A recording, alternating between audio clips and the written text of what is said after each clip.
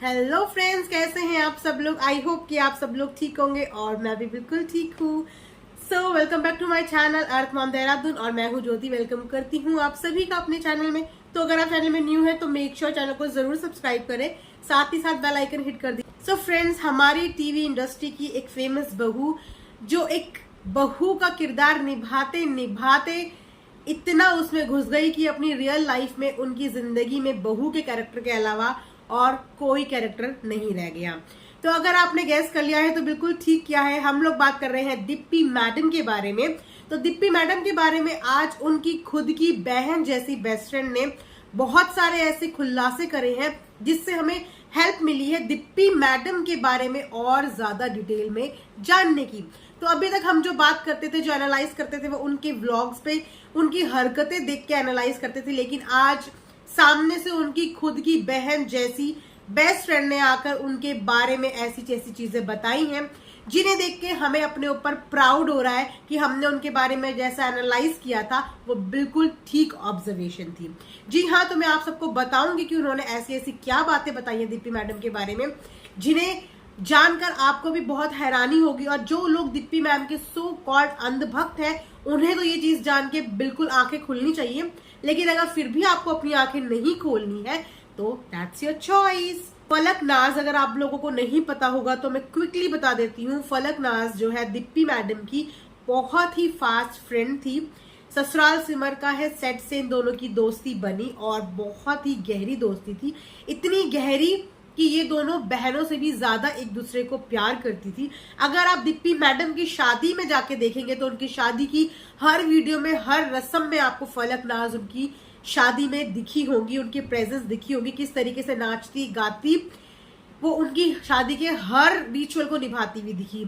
एक बहन जिस तरह अपनी बड़ी बहन की शादी की पूरी तैयारियों में जुट जाती है, उसी तरीके से फलकनाज ने भी दीप्ति मैडम की शादी में एक बहन होने का पूरा फर्ज निभाया। सगी ना होते हुए भी उन्होंने वो सारे काम करे जो एक बहन अपनी बहन के लिए करती है, लेकिन बदले में उनको दीप्ति मैडम ने जो चीज दी है ना, उससे उनका बहन पर से, बहन के रिश्ते पर से और दोस्ती पर से विश्वास ही टूट चुका है। तो दीप्ति मैडम ने उनके साथ ऐसा क्या किया वो मैं आपको सब बताती हूँ। यूं तो हम में से किसी से ये बात छुपी नहीं है कि अपनी शादी के बाद दीप्ति मैडम की जिंदगी में सिर्फ एक ही माला है और वो है उनके जनाब की माला। तो सारा दिन वो सिर्फ जनाब जनाब जनाब जनाब ही जपती रहती है। अपनी खुद की आइडेंटिटी उनकी कुछ नहीं है, अपना खुद का पॉइंट ऑफ व्यू बिल्कुल खत्म कर चुकी है। जो दीप्ति मैडम जिन्हें देख के लोगों ने आइडलाइज किया था अपने स्टैंड के लिए, अपनी एक आवाज के लिए, वो दीप्ति मैडम ने शादी के बाद अपनी सब चीजें खत्म कर दी जिस चीज से उनको पहचान मिली थी।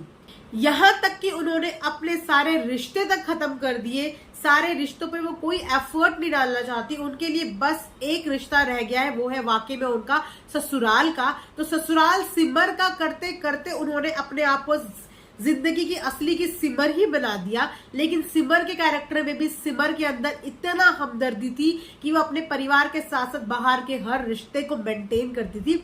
लेकिन मैडम रोल तो कम से कम ढंग से प्ले कर लेती। अगर आपको रोल के कैरेक्टर के अंदर घुसकर ही अपनी रियल लाइफ बनानी थी तो रोल को तो ढंग से कॉपी कर लेती। इनकी दोस्त की आंखों से आंसू निकल गए जब उन्होंने इनके बारे में चीजें बताई।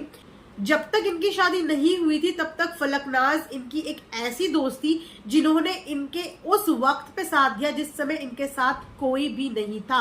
वो इनकी एकमात्र ऐसी फ्रेंड थी जिन्होंने इनके अप डाउन हर चीज में इनका साथ दिया, हर परेशानी में इनके साथ खड़ी रही जिस वक्त में इनके साथ कोई खड़ा नहीं था। लेकिन ये रिश्ता, ये दोस्ती का रिश्ता अचानक से टूटा कैसे? तो बिल्कुल भी शॉकिंग वाली कोई बात नहीं है। जैसे ही दीप्ति मैडम की शादी हुई, दीप्ति मैडम इतनी ज्यादा अपने जनाब में बिजी हो गई, इतनी ज्यादा अपने ससुराल के लोगों को इम्प्रेस करने में बिजी हो गई कि उन्होंने अपने सारे रिश्तों को नेग्लेक्ट कर दिया, कंप्लीटली नेग्लेक्ट। यही बात बोली फलक नाज ने भी कि मैं उनसे एक कॉल तो एटलीस्ट एक्सपेक्ट करती थी। एक महीने में नहीं, कम से कम 2 महीने में एक कॉल, एक मैसेज तो एक्सपेक्ट कर सकती थी उनके पास। लेकिन इतनी फुर्सत ही नहीं थी, उनके पास इतना टाइम ही नहीं होता था कि वो अपने जनाब से फुर्सत लेके किसी और के बारे में भी सोचे। उन्होंने साथ साथ एक बहुत बड़ी बात बोल दी कि अगर मैं उनकी रियल सिस्टर होती तो क्या वो इस तरीके से मेरे साथ करती।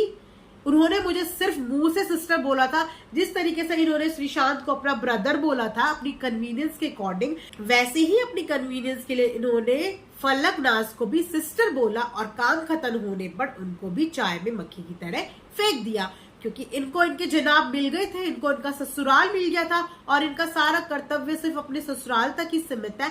बाकी किसी को हर्ट होता हो तो होता हो। फलक ने बहुत बार कोशिश की कि ये रिश्ता बच जाए, ये दोस्ती चल जाए। बहुत बार उनको समझाने की, उनको बात करने की कोशिश की कि रिश्ता कभी भी एक तरफा नहीं चलता है। ठीक है, मैं समझती हूँ कि तुम अपने ससुराल में अपने जनाब के साथ बिजी हो, लेकिन कम से कम 2 महीने में, 3 महीने में तुम एक बार तो मुझसे मिल सकती हो, एक बार तो वक्त निकाल सकती हो। लेकिन दिप्पी मैडम तो दिप्पी मैडम, उनको तो सिर्फ एक डायलॉग आता है, गेट लॉस्ट। तो उन्होंने वही उनके साथ किया, गेट लॉस्ट बोल के उनको कंप्लीटली इग्नोर कर दिया। और तो और फलक नाज की जिंदगी में अभी हाल ही में कुछ टाइम पहले एक बहुत बड़ी कंट्रोवर्सी हुई थी, जिस कंट्रोवर्सी के तहत फलक को इंडस्ट्री के बहुत लोगों ने कांटेक्ट किया, बहुत लोगों ने मैसेजेस करे, बहुत लोगों ने अपना सपोर्ट भी दिखाया, लेकिन वहां पे दिप्पी मैडम की तरफ से एक भी मैसेज नहीं आया। कॉल तो बहुत दूर की बात है, एक भी मैसेज नहीं आया।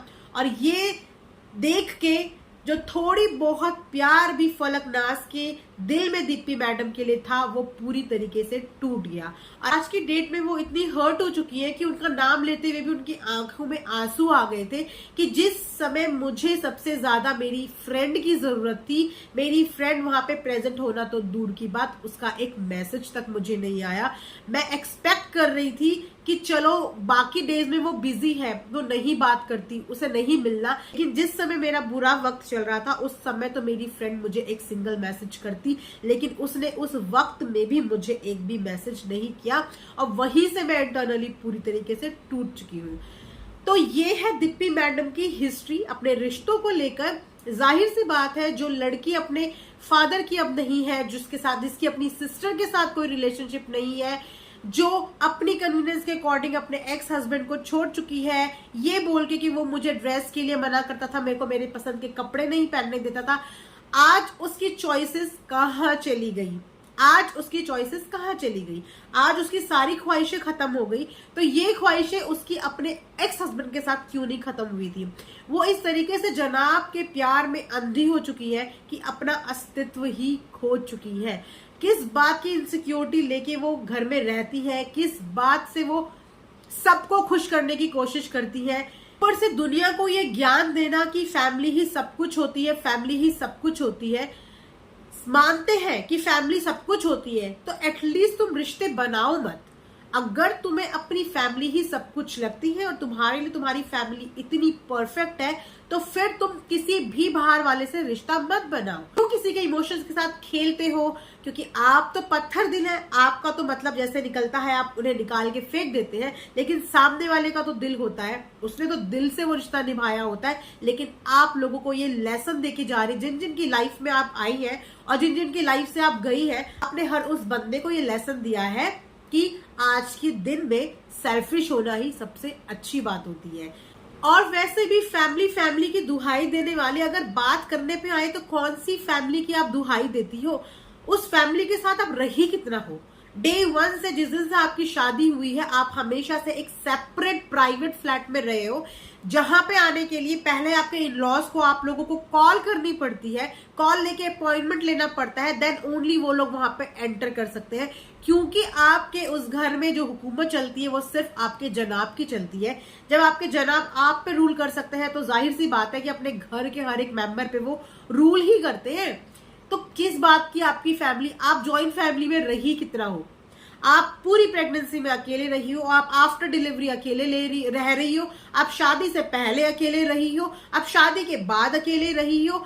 नाम के लिए आपने सिर्फ व्लॉग में ये दिखाया है कि मैं एक जॉइंट फैमिली से बिलोंग करती हूँ, लेकिन फैमिली में जॉइंट जैसा ऐसा कुछ भी नहीं है, जहां पे आपके खुद के इन-लॉज को, आपकी खुद की ननद को आपके फ्लैट में आने से पहले आप लोगों की परमिशन लेनी पड़ती हो।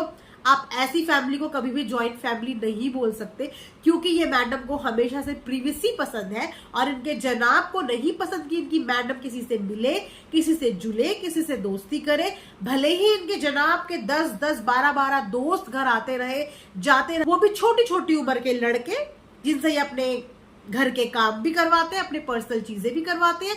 बस उन्हीं के साथ जो उनकी मैडम है वो हाँ हाँ हू करती रहे। उसके अलावा इनकी मैडम की पर्सनल लाइफ इनके जनाब ने बिल्कुल कट ऑफ कर दी है और उसके बाद ये उसको नाम देती है मेरी चॉइस, ये मेरी मर्जी, मैं जैसे कपड़े पहनूं ये मेरी मर्जी, मैं ऐसे करूं ये मेरी मर्जी। आप कौन होते हैं? एग्जैक्टली हम तो कोई नहीं होते, लेकिन जो आपके थे आपने उनको भी तो यही बोला कि आप कौन होते हैं। तो ये था एक छोटा सा रिएक्शन दीप्ति मैडम के ऊपर, क्योंकि मैडम की फ्रेंड ने जब अप फ्रंट आके फाइनली अपनी चुप्पी दीप्ति मैडम के लिए खोल दी है और बता दिया है कि इस दोस्ती के टूटने के पीछे जो सबसे बड़ा रीजन था वो दीप्ति मैडम का so called love for her जनाब था। सो आज का वीडियो यहीं पे एंड करते हैं। होप करती हूँ कि आपको पसंद आया होगा। लाइक शेयर सब्सक्राइब करना बिल्कुल ना भूले।